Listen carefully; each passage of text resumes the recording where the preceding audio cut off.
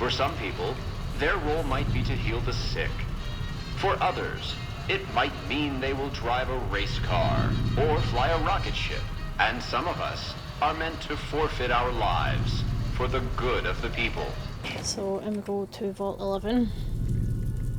So, yeah, you can see here we've got 1 skeleton, 2 skeletons, 3 skeletons, 4 skeletons.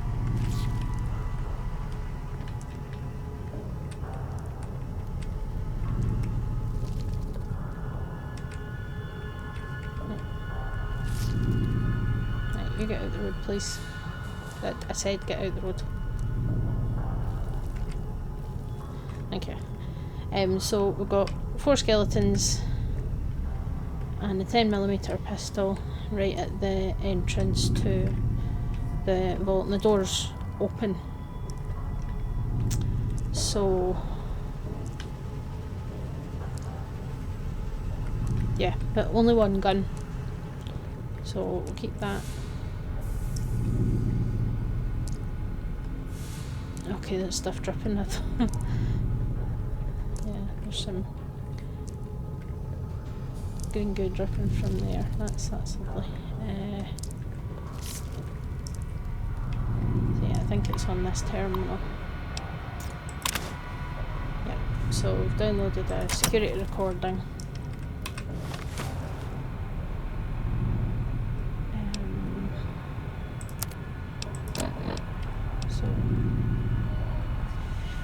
Yeah, so this is a note. So this is what you get when you've got an unmarked quest. So there's 4 corpses at the front entrance of Vault 11 and a strange recording points to sinister events.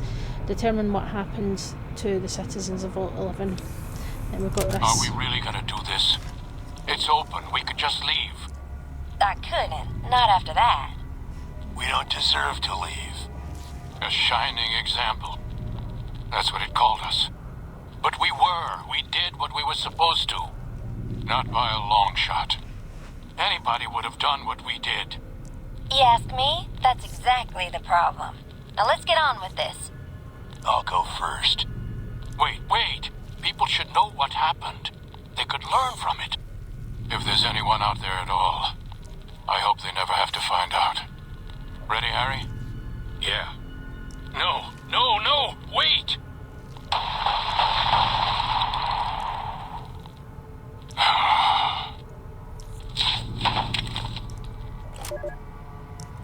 Yeah, so 5 voices, 4 skeletons, 4 gunshots, and then somebody just drops the gun on the floor and walks away. So yeah, that recording on its own just, it doesn't make a lot of sense, but it will when we get into the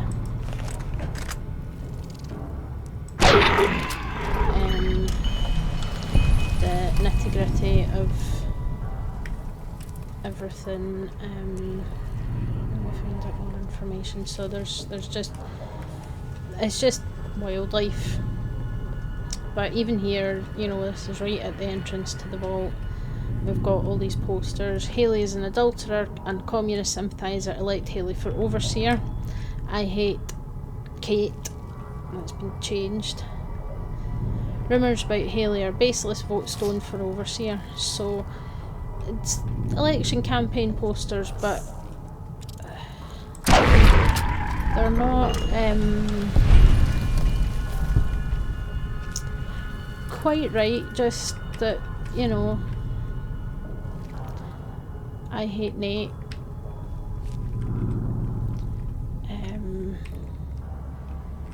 So, you know, an adulterer and communist sympathiser, do we really want that person to be overseer?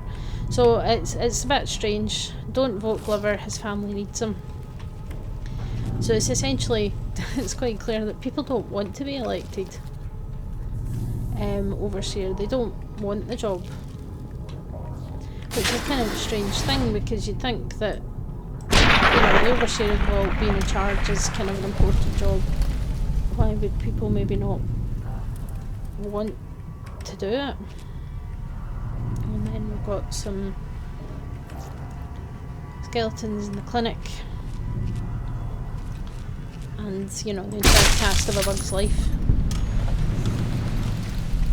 If they were all giant mantises, at least. Oops, sorry, skeleton, did not mean to shoot you. But yeah, so we've got piles of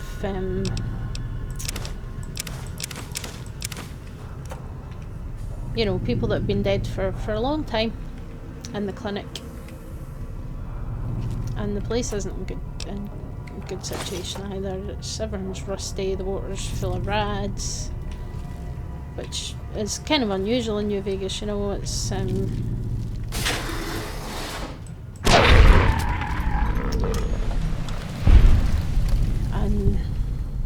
yeah, the entire place is just littered with all these posters.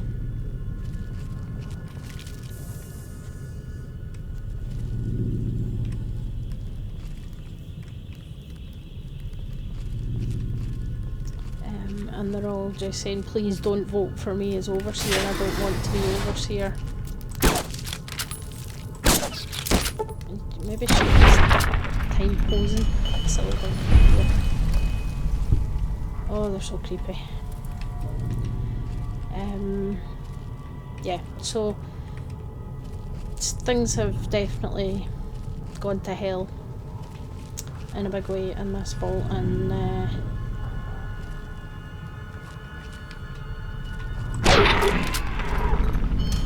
eventually find out a little bit more about why.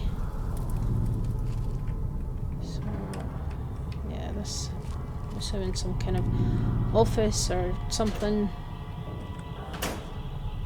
There are some traps dotted about in here as well, so just bear. Public terminal. Here we go. So, Vault 11 election guide. Dear fellow Vault Dweller, congratulations! Your dedication to the democratic process is the bedrock upon which the continued stability of Vault 11 is based. Now, to help you make your decision for this year's election, the Coalition of Vault 11 voting blocks has put together this handy Dweller's official guide to obtaining overseers democratically, or do good, because, you know, Vault Tech do love their weird acronyms. That contains a summary of leading candidates for overseer, as well as their statements, key positions, and most importantly, endorsements. Sincerely, Roy Gottlieb, Chairman, Coalition of Vault 11 Voting Blocks, President of the Justice Bloc. Candidate, Henry Glover. Endorsements, Utilitarian Bloc, Divine Will Bloc, Allied Service Workers Bloc. I'm a devoted husband and father of 6 beautiful children. My oldest Sam was on the honour roll this quarter, and I couldn't be prouder of him. My youngest Henry Jr. just said his first word, and it was Dada. We've got this bond already, and he's still just a baby. Friends, when you go to the polls this election, I want you to think of your own children, then I want you to think of Sam and Henry Jr. Picture their faces. Nate Stone should be overseer, not me. So he's pulling the, I've got, you know, children, I've got a new baby, I don't want to be elected. Candidate, Donna Haley. Endorsements, Human Dignity Bloc, United Vault Technicians Bloc. I'm aware of the rumours circulating about me. I want everyone to know that there are vicious lies being spread by the other candidates in a desperate smear campaign. I have never in my life done anything so depraved, let alone 4 such things. But even if I had, that still wouldn't mean you should vote for me. Consider the fact that I am grossly underqualified for the position, and that both of my opponents are far more deserving. I know nothing about governance. You'll be hard pressed to find a worse candidate than me. I can promise you my administration will be a disaster. So again, so somebody has been spreading rumours about her doing something depraved or something questionable. And again, please don't vote for me. And then the other candidate, Nathan Stone. Endorsements by the Justice Bloc. This is ridiculous. I shouldn't even be a candidate, and I wouldn't be if it weren't for all the dirty background politics going on around here. It's sickening. You all should be ashamed. So he's just like, why am I even a candidate? Notice of postponement. So, fellow citizens, due to the tragic events for the past few days, the Coalition of Vault 11 voting blocks has unanimously decided to postpone the election for overseer, pending further investigation into the murders. So, obviously, that something really bad has happened in the run-up to this election and that they've decided to postpone it. Your security team wishes you to know that they are working tirelessly day and night to find the perpetrator and are already following up on a number of promising leads. God willing, if the killer is apprehended swiftly, we may have found a promising new candidate for overseer. Sincerely, Terry Hart, President of the Human Dignity Block. So basically somebody's been murdered and they're like, well, if we find the person who did the murder, then they can be our new overseer, which is, again, you think, what the hell is that all about? Overseer Order 745. Effective immediately, the traditional selection process for overseer is hereby ended. In lieu of a yearly election, a citizen will be chosen 1 month prior to the start of his or her term, with our mainframe's random number generator ensuring complete impartiality and fairness. Catherine Stone, overseer. So, if you remember, this here was talking about Nathan Stone being a candidate, and then Catherine Stone got elected, and she is Nathan Stone's wife. And we saw some of the posters that said I hate Nate, and then it had been changed to Kate, so clearly she has been involved in some fashion in changing things.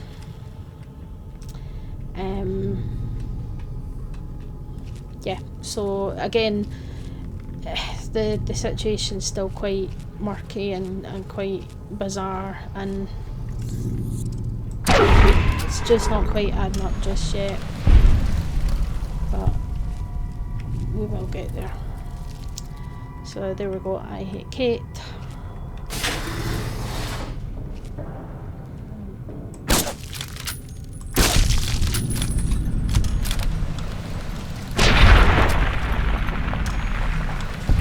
The place is absolutely rife with, oh wait. Oh, that saved me, and I nearly, that's one of the trap terminals. This one, okay, it's just the same stuff. Yeah, that's one of the trap terminals. Oof, that was close. Is there anything else on this level? There is. Oh, just stairs back up to where we were. That's fine. Okay, so we're going to keep on going.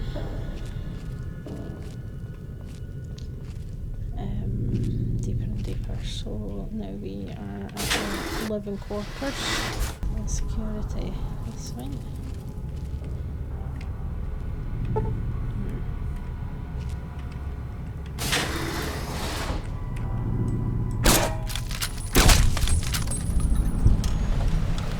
Guy bugs.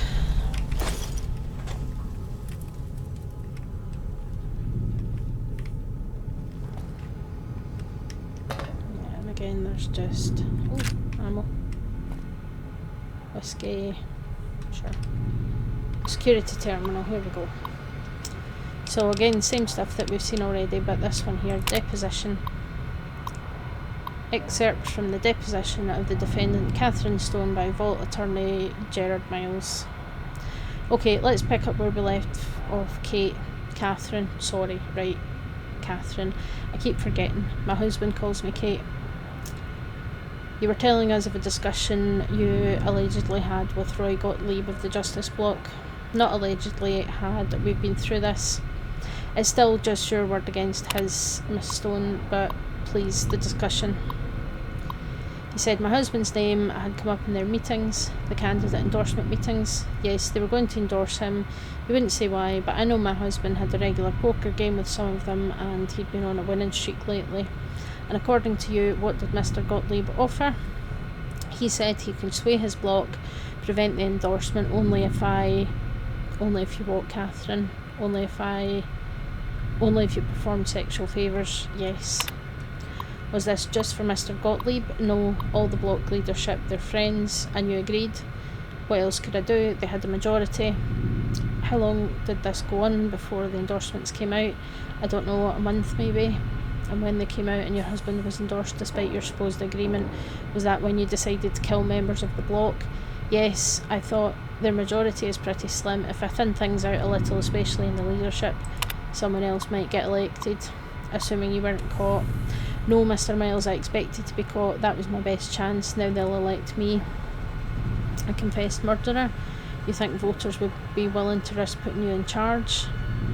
They have to pick somebody and live with their reasons. Yes, but wait and see." So that fills in some of the blanks that Catherine Stone, basically the leader of the Justice Bloc, who seems to be the biggest kind of bloc and the kind of electorate, I guess, the voters of the vault, and they were talking about her husband being endorsed for the election, and he was apparently having a winning streak from the regular poker games, so possibly they suspected he was cheating or something.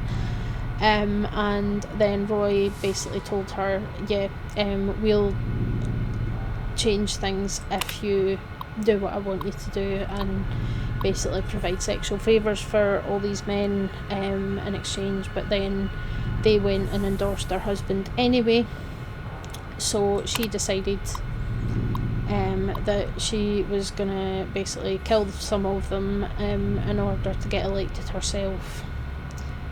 And then, as we see here, after she became elected, she did get elected, and then she has changed it so it's not going to be an election anymore.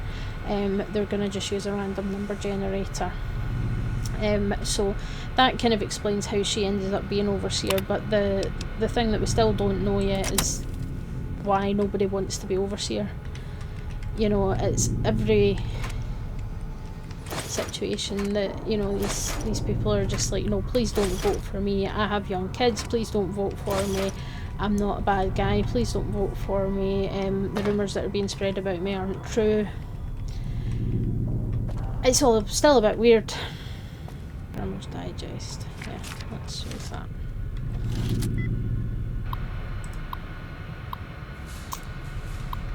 Okay. Destructive. Okay. Close.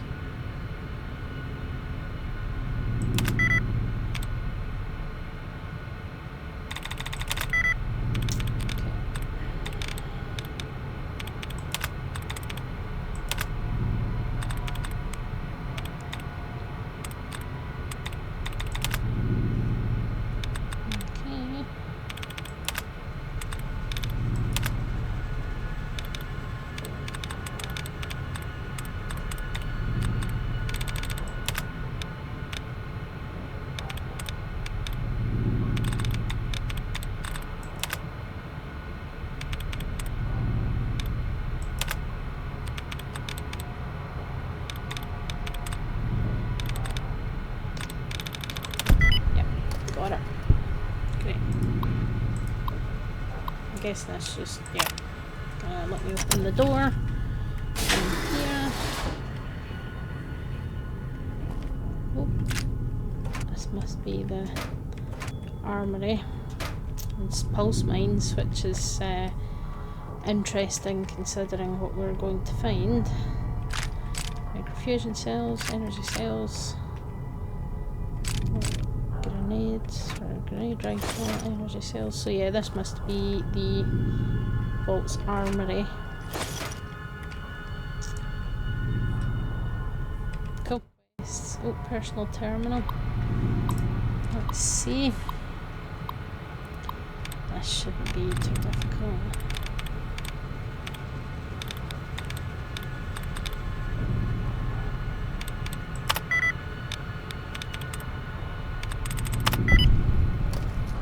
Nope, it wasn't.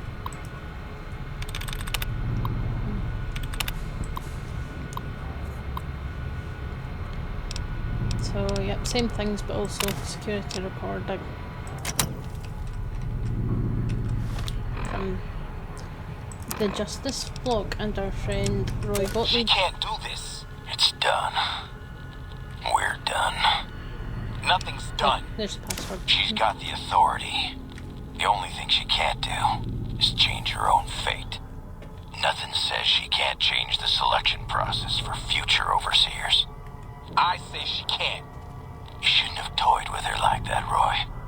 We still have the majority. We don't vote for anything anymore. I'm not talking about voting. What then? You want to have a sit-in? A hunger strike? Not exactly. Maybe march into her office with torches and pitchforks? Yes. Come on. I mean it. What? Start a revolution? Laws don't outlast their governments. Roy, all we have to do is wait until someone from Justice Block gets picked for overseer. Then we have them change the law back. There won't be any blocks after the new overseer is picked tomorrow. Everyone's going to move on. By the time we've reformed, who knows if we'll still be in the majority? We can hold the block together. You don't know that. Besides, what if the computer picks you? What if it picks me? And your solution is to start shooting? Not if we don't have to. Look, we arm up. We go to the lower floors, take some strategic targets. Power, food, water. Just until she turns authority over to us. The other blocks won't support it. They're tired of us having the power. We have the majority. We don't need them. This isn't a vote, Roy. They'll fight back. They've never had the nerve. Hell of a way to test it. There we go. So that's us hearing from Roy Gottlieb and somebody else. Obviously quite angry about the fact that, you know, Catherine got elected overseer and then stopped the elections being a thing. And they're just like, yeah, let's stage a coup.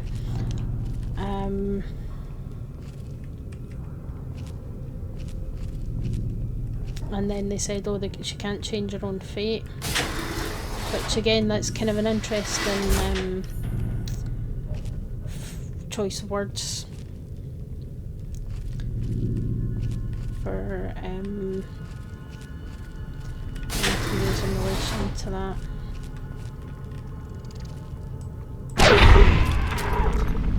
Poor rats. I have killed so many rats and bugs this episode.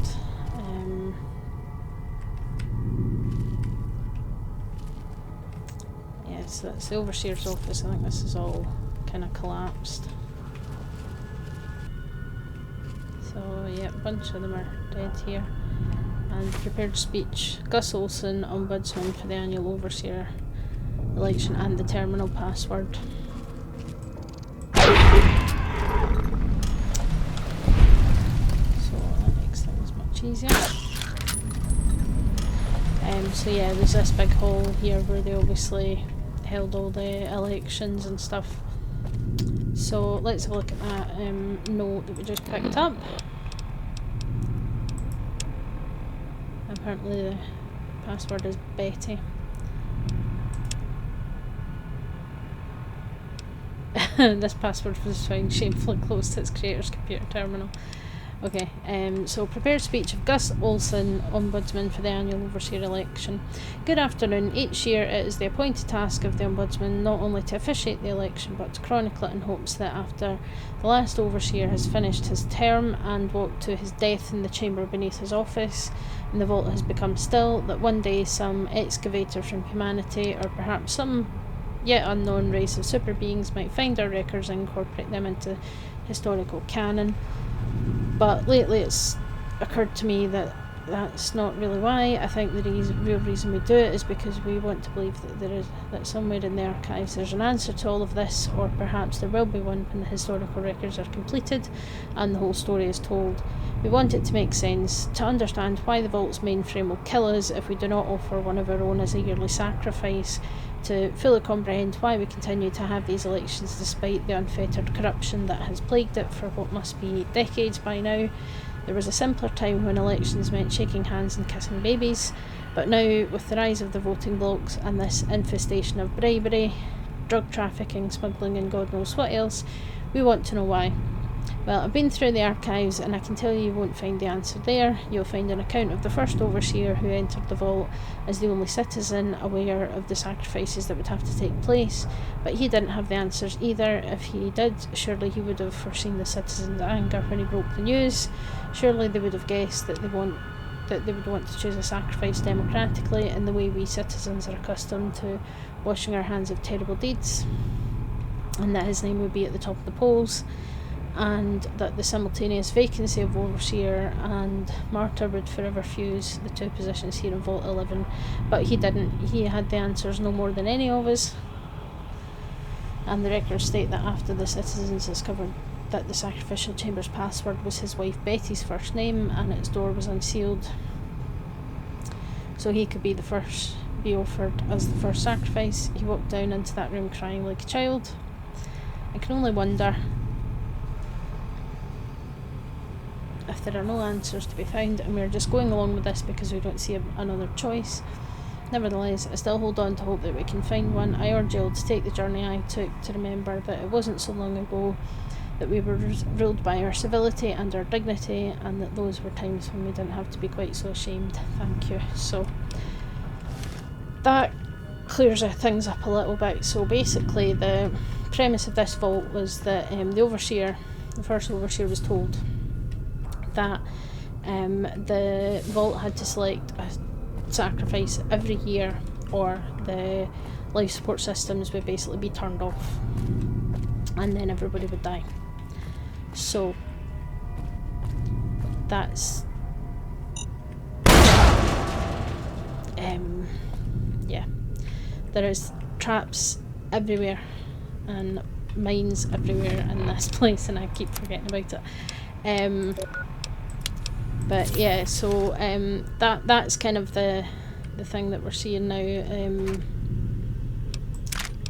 this is why people didn't want to be elected. So essentially what they decided was they were so angry about not knowing that this was going to be a thing, that when it came to deciding who was going to be the sacrifice, the dwellers decided that it was going to be the Overseer because he lied to them, or they feel that he lied to them, even though that's probably exactly what Vault-Tec told them to do. Right, so now we are going to have a look at the Overseer's terminal.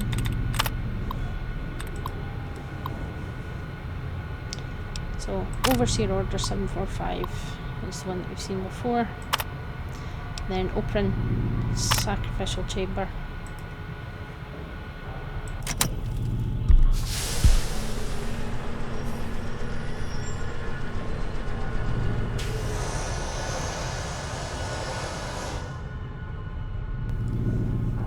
So you maybe remember from like Vault 101, Vault 111 and some other vaults that there was sometimes a secret kind of tunnel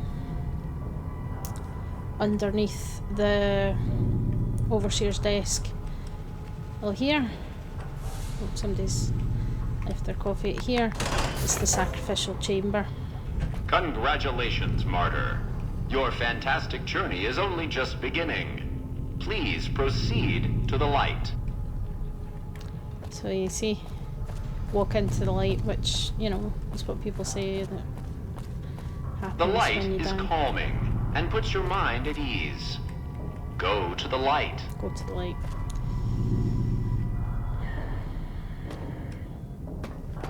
And it's just these. So, now you might have a bit of an idea of what I'm doing when I do this, but... Welcome. Please sit in the chair. The show is about to begin.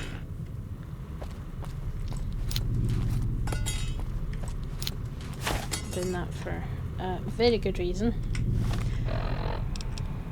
And as you'll see, I'm just gonna...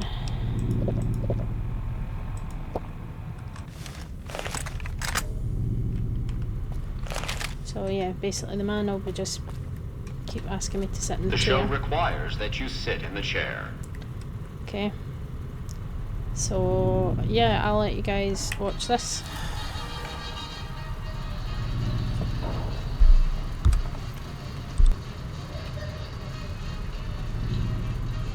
Greetings, Martyr, and welcome. If you're here now, it means you've been offered up as a sacrifice so that your vault can continue to thrive. So Currently, chair, you may be feeling daffodils, sad or have a angry. smoke, have a drink. Perhaps you never got to have grandkids, or to enjoy the pleasures of a fresh cigar. But march with your chin held high, soldier. And remember that each of us has an important role to play. For some people, their role might be to heal the sick. For others, it might mean they will drive a race car or fly a rocket ship. And some of us are meant to forfeit our lives for the good of the people. Sure, it might not be as fun as driving a race car, but it's every bit as important. Let's take a moment to reflect on the moments that made your life worth living. Think about that time you kissed your steady girl for the first time under the bleachers at the big game. Or when you snuck out after curfew to catch that new flick that your parents wouldn't let you see because it was too scary. Boy, were they right. And who could forget when you met the love of your life? What a looker. These are just examples. Yep. Do you feel that feeling stirring in your chest as you think of these things? Good. What you are feeling is peace. You've led a great life. Living it has been its own reward. But it is only the beginning. Close your eyes now and imagine what joys await you in the next life. The afterlife. Can you see them? Good.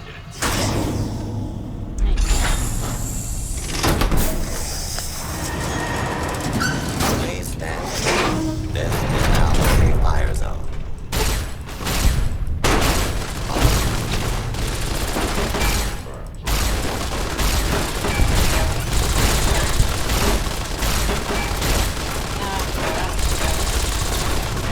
Oh dear. Okay. Step backs.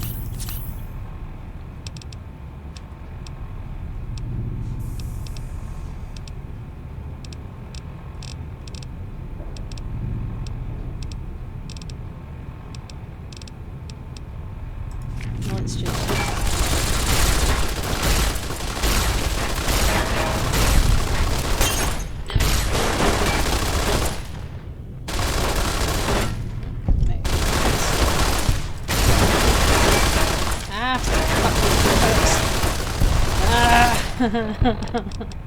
Yeah, it's not an easy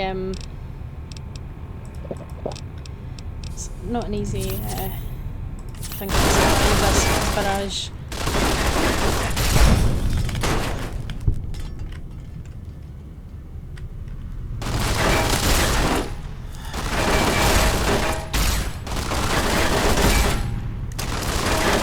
Oh, please stop.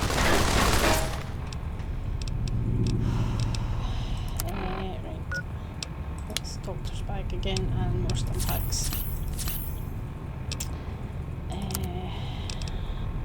Let's see. I wonder if we're going better with the cowboy repair.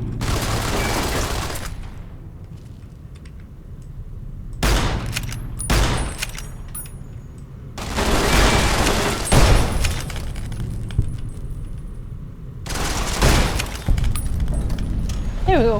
That took a lot of stim packs, but yeah, so basically make you sit and watch that film and then the robots come and annihilate you, and apparently completely ignore my pulse mines, so that's nice.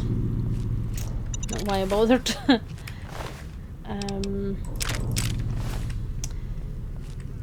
Yeah, and you can obviously appreciate. Let's put some light on here. So this is a pile of overseer skeletons.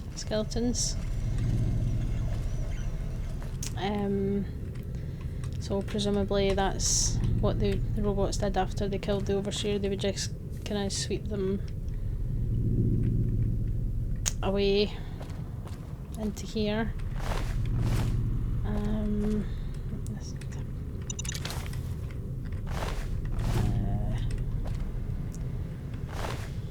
And then there's some more former overseers.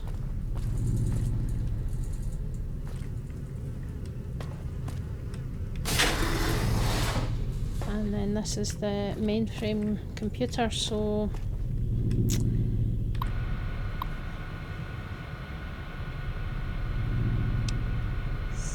going to listen. So we've got system recording and then automated response. We'll get a chunk of XP from that and then override the lockdown. So that lets us out. So I'll just sort out this level up. Let's get science up to 75. Medicine up. Sneak up.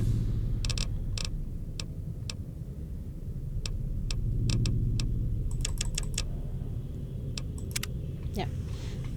So, override the lockdown, which basically means that we can leave. But that's also given us 2 new notes. So system recording. Alright, I know you can hear me, so listen up. There's 5 of us left. 5 out of I don't know how many. So, it's over. We've talked and it's over. We're not gonna send anybody to die anymore. So shut off our water, our gases, or do whatever it is you're programmed to do. But we're done listening to you. So, basically the 5 people that we heard the recording of at the very beginning were all that was left. So they've gone to the computer system and said, we're not doing it anymore, we're not sacrificing anybody else, we don't care if you kill us. But here's the response. Congratulations, citizens of Vault 11. You have made the decision not to sacrifice one of your own. You can walk with your head held high, knowing that your commitment to human life is a shining example to us all. And to make that feeling of pride even sweeter, I have some exciting news. Despite what you were led to believe, the population of Vault 11 is not going to be exterminated for its disobedience. Instead, the mechanism to open the main vault door has now been enabled, and you can come and go at your leisure. But not so fast. Be sure to check with your overseer to find out if it's safe to leave. Here at Vault Tech, your safety is our #1 priority. Safety. Well, we stand in a room that is littered with skeletons and former robots and turrets. So yeah, that's why Vault 11 is talked about as one of the more kind of brutal experiments in some way, because these people were told you need to sacrifice somebody every year or everybody dies.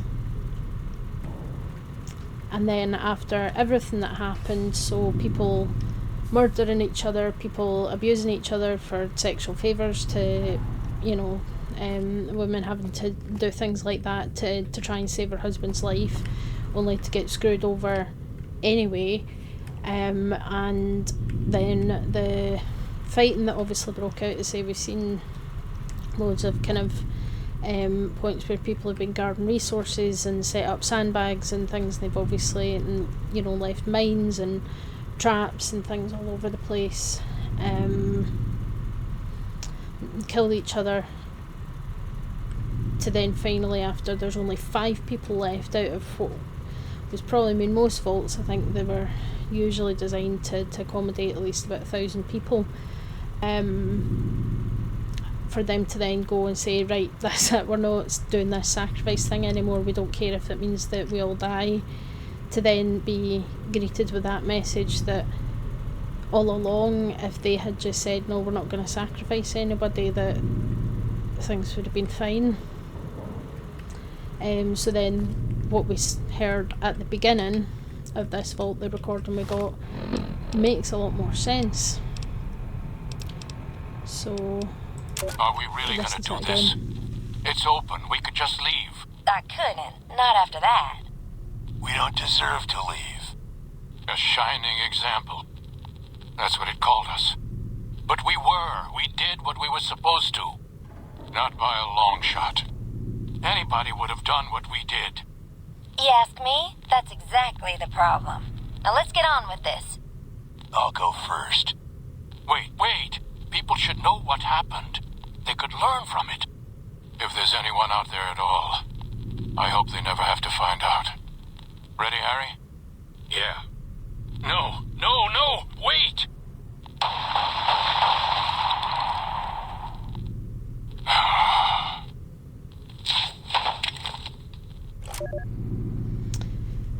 So that, in the context of everything that we've learned, makes a lot more sense. And obviously these people, after kind of realising and learning this and realising what they'd done,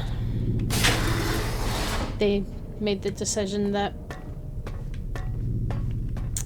they couldn't live with what they'd done to each other. They couldn't really live with the guilt and the knowledge that they didn't have to sacrifice anybody, and all along they could have refused and things would have gone a lot better for this vault if the original dwellers had just said, no, we're not doing that, that's not happening, but they didn't, and then unfortunately this is how it ended up in the long run. So it's a really sad story, and I think really just highlights how, at the end of that there was like, oh, Vault-Tec values your safety. They don't. They never did. And everything that we have seen again and again in these games and in these vaults is that Vault-Tec do not care about their dwellers. The vaults were never meant to save anybody. It's all just a big experiment to them, and you have to wonder what they actually think. It's something that people have been speculating on for a long time, is are Vault-Tec still out there somewhere? Is there somebody that's getting data from all these vaults and all the sort of scientific results and things? Is there somebody out there that's getting all this information and doing something with it, because at the end of the day, as I've mentioned a few times, I'm a scientist by trade, really. I'm a qualified veterinary surgeon, so science was my forte, and particularly kind of biological sciences and things, and I have worked in labs. I've done a lot of that kind of stuff, both as a student, and then I spent 6 weeks at the retrovirus research laboratory while I was at university, so working under a PhD student, and studying the feline immunodeficiency virus and things. And the thing about science and the thing about doing experiments, even if you take the ethics out of the equation, which obviously the vast majority of Vault-Tec's experiments are extremely unethical, I wouldn't get by an ethics board in the real world, but even if you take all that out, the whole point of doing science, of doing experiments, is to get information and to learn something, which means that all these experiments are useless without somebody looking at the results. So yeah, that was Vault 11. Definitely one of the most kind of horrible experiments, really. That kind of final recording from the system was quite a kick in the teeth, really, to these people after everything that they've been through. So it's definitely one of the kind of horrible ones, I think. And it really just shows how twisted Vault-Tec can be and how twisted these experiments can be for these people. So let me know in the comments what you think, if you've explored Vault 11 for yourself, and if you think that Vault 11 is one of the worst experiments, or if there's another one that you think is worse. Certainly there's a few that can rival this one, Vault 22 being one of them. Quite a few others, really. They're all pretty horrific in their own regard, but Vault 11, especially to my mind, is one of the ones where it's just really, really horrible, because they've basically set these people up to fail, and then everybody's surprised when that's exactly what they do. But yeah, let me know what you think about Vault 11 in the comments. If there's a vault that you're really interested in seeing, let me know in that as well. Thanks for watching, thanks for listening, and I'll see you all next time. Bye.